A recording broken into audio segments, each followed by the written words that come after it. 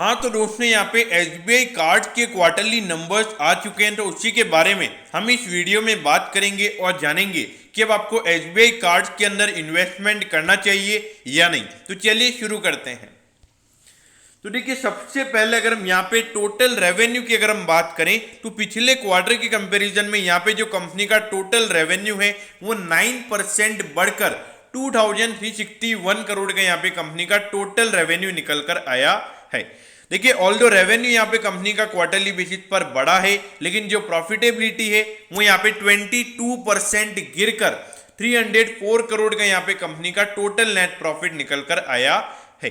अब देखिए quarterly basis पे नेट प्रॉफिट क्यों गिरा इसके बारे में बाद में बात करेंगे, पहले ईयर ऑन ईयर बेसिस के नंबर पर नजर डाल देते हैं। अब ये देखिए अगर हम ईयर ऑन ईयर बेसिस पे रेवेन्यू की बात करें तो वो यहाँ पे 1.8% से बढ़कर 2361 करोड़ का यहाँ पे कंपनी का टोटल रेवेन्यू निकल कर आया है।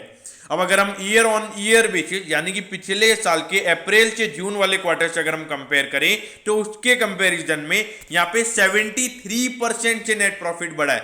यानी कि अगर कंपनी ने पिछले साल 100 रुपए का मुनाफा कमाया था तो उस 100 रुपए के ऊपर कंपनी का प्रॉफिट यहाँ पे 73 रुपीज से बढ़ा है, और जो टोटल प्रॉफिट यहाँ पे निकल कर आया है वो है 304 करोड़ का।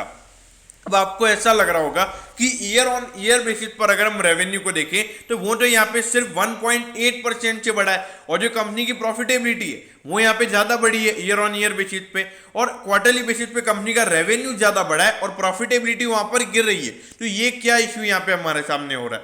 तो देखिए यहाँ पर एक ऑपरेटिंग एक्सपेंस की अगर हम बात करते हैं तो ऑपरेटिंग एक्सपेंस की वजह से ये जो नंबर है ये हमको गिरता हुआ नजर आ रहा है। ठीक है, पिछले क्वार्टर में जो कंपनी के ऑपरेटिंग एक्सपेंस का जो नंबर था वो अराउंड 700 करोड़ के लगभग था, और अभी जो कंपनी का ऑपरेटिंग एक्सपेंस हुआ है वो अराउंड हुआ है 1100 करोड़ के लगभग। देखिए 1000 करोड़ के लगभग यहाँ पे जो कंपनी का ऑपरेटिंग एक्सपेंस है वो यहाँ पे हुआ है। देखिए अगर आपका जो ऑपरेटिंग एक्सपेंस अगर आपका 300 करोड़ से अगर बढ़ेगा तो वहां पे सीधी सी बात है कि जो आपकी प्रॉफिटेबिलिटी है वो वहां पे कम होती हुई नजर आएगी।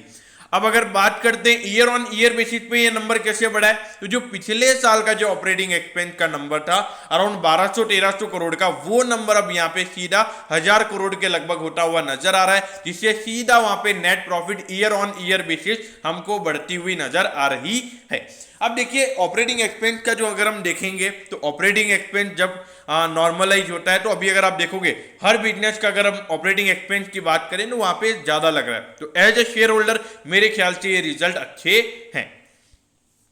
अब ये देखिए 88,726 करोड़ का इस कंपनी का मार्केट कैप है। अगर हम बात करें पिछले साल मार्च में ये कंपनी लिस्ट हुई थी, अगर देखा जाए इसका प्राइस टू अर्निंग रेशियो है 90:10, और देखिए इसको हम किसी से कंपेयर भी नहीं कर सकते क्योंकि इसका कोई पीयर मार्केट में लिस्टेड नहीं है।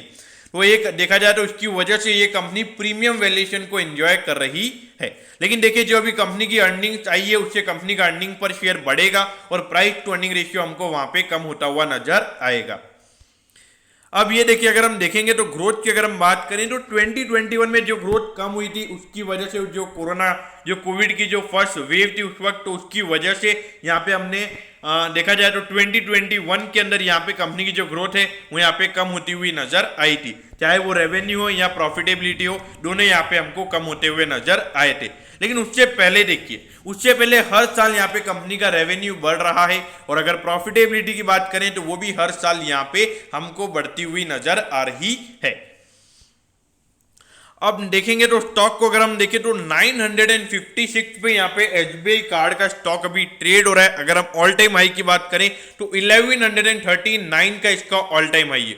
तो अगर आप हाई से कंपेयर करोगे तो अराउंड इन परसेंटेज वाइज 12 से 13% ये स्टॉक अपने हाई से ऑलरेडी गिर चुका है, और उसके रीजन की बात ये कि कुछ एक दो कंपनीज ने इसमें से अपना स्टेक बेचा है, जिसकी वजह से जो मार्केट में नंबर ऑफ शेयर्स है वो ज्यादा हो गए हैं, उसकी वजह से ये हमको गिरता हुआ नजर आया है।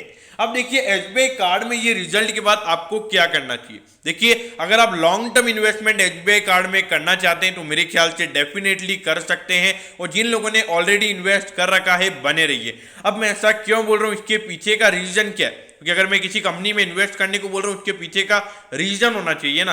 तो देखिए अगर आप देखोगे अभी भी इंडिया के अंदर जो क्रेडिट कार्ड का मार्केट शेयर है वो बहुत कम है, और अगर देखा जाए आने वाले टाइम पे ये क्रेडिट कार्ड का मार्केट शेयर बहुत ही अच्छे तरीके से बढ़ सकता है।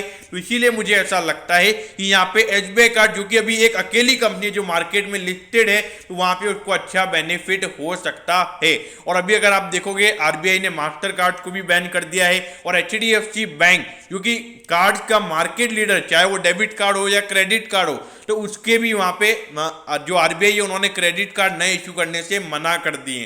तो इसीलिए यहाँ पे एसबीआई कार्ड को जब तक वो उनके ऊपर जो बैन लगा हुआ है, जब तक वो बैन नहीं हटता है, तो वहां पर एसबीआई कार्ड को एक अच्छा बेनिफिट हो सकता है।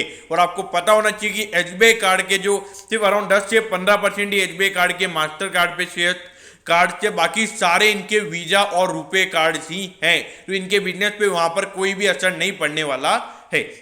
तो इसीलिए यहाँ पर अगर आप एक पेशेंट इन्वेस्टर हो, एक कंजर्वेटिव इन्वेस्टर हो, 12 से 15% का रिटर्न अगर आपको पर ईयर चाहिए, तो मेरे ख्याल से एसबीआई कार्ड एक बेटर ऑप्शन है। तो दोस्तों मैं होप करता हूँ कि एसबीआई कार्ड के क्वार्टरली नंबर्स के बारे में आपको सब कुछ पता चल गया होगा। अगर आपकी कोई भी क्वेरीज है तो आप कमेंट कीजिए, मैं जरूर आपके कमेंट पर रिप्लाई करूंगा। ओके दोस्तों, thank you, have a nice day.